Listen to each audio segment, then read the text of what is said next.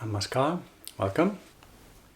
There are various styles of meditation, and there are also various philosophies and techniques of meditation. But if one gives too much emphasis on these technical and philosophical aspects, the meditation tends to lose its charm and become dry. So today I'd like to talk about one unique aspect of Tantric meditation that makes it very personal, very sweet and meaningful. And actually, it is a secret. Stay tuned.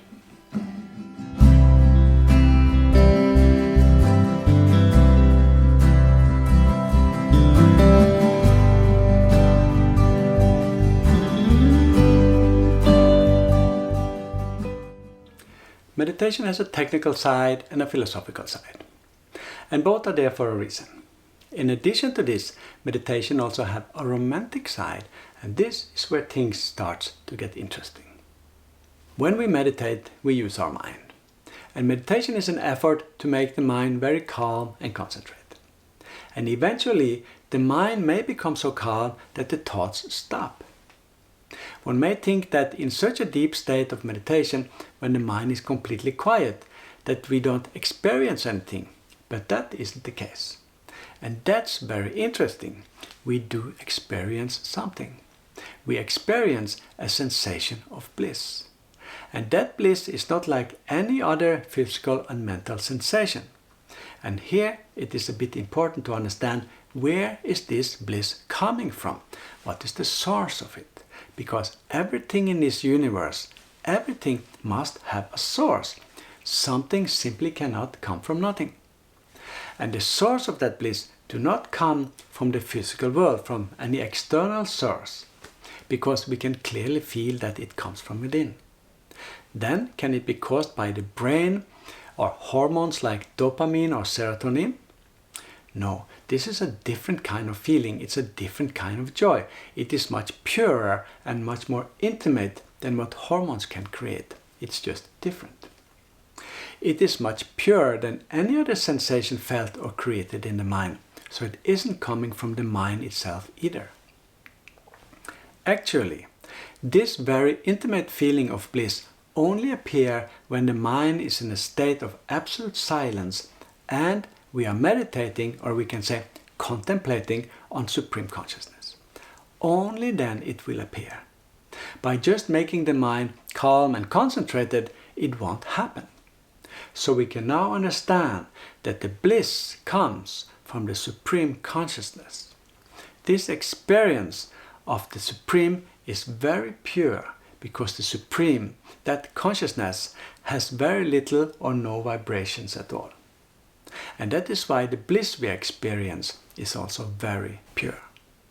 Meditation also has a philosophical aspect, and that helps us to understand what this world is and who we are and what the supreme consciousness is and what our relationship to it is and what's the purpose of life, etc. And these questions are very important for us to understand. But when we have practiced meditation for some time and we can penetrate a bit deep into the mind, we start to understand the answers to these questions. And then the philosophical aspects are not so important for us anymore. It is like, do you prefer to read about mangoes or do you prefer to eat mangoes? As we are able to go deeper into meditation, we start to experience something special. We start to feel a very close and intimate connection with that supreme consciousness. And that is when things really start to get interesting.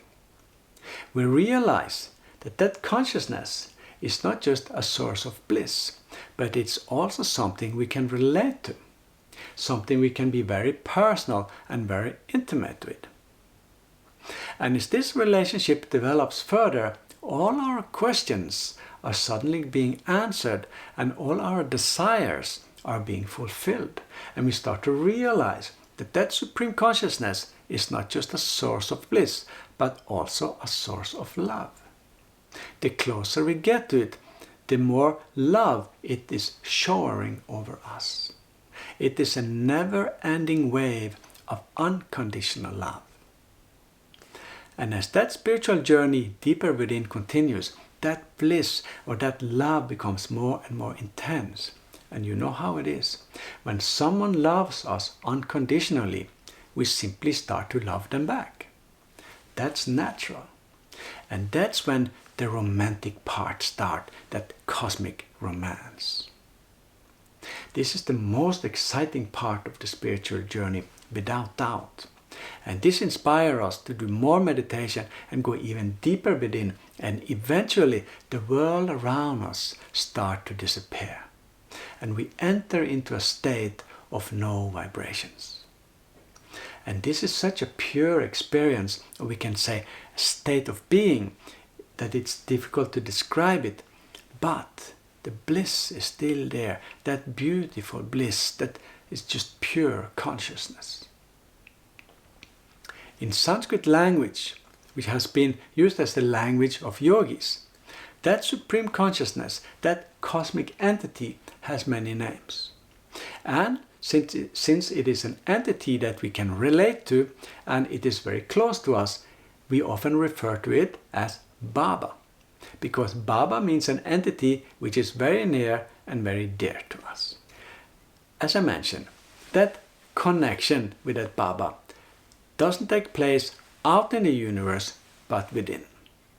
And to do that introversive meditative journey, to direct our focus from the external world to deep within, that naturally has a few challenges.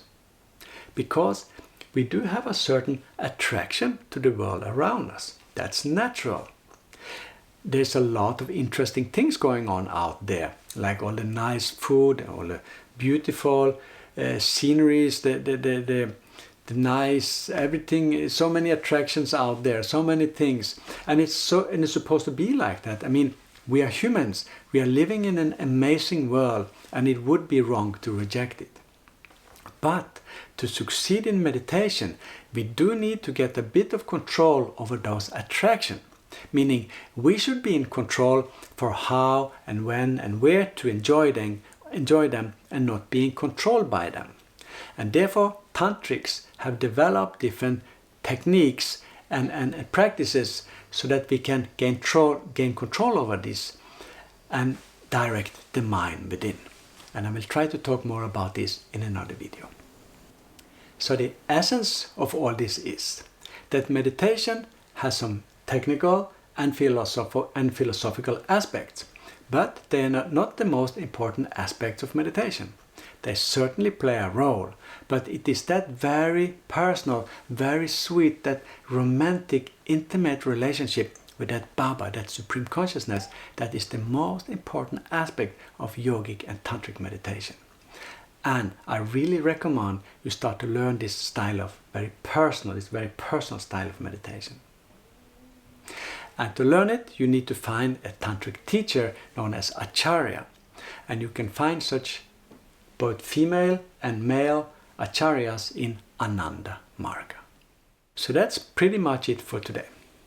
And if you'd like to learn more about Tantra and Yoga, their practices and their philosophies, then click that subscribe button down there and you will be notified when new videos are being released.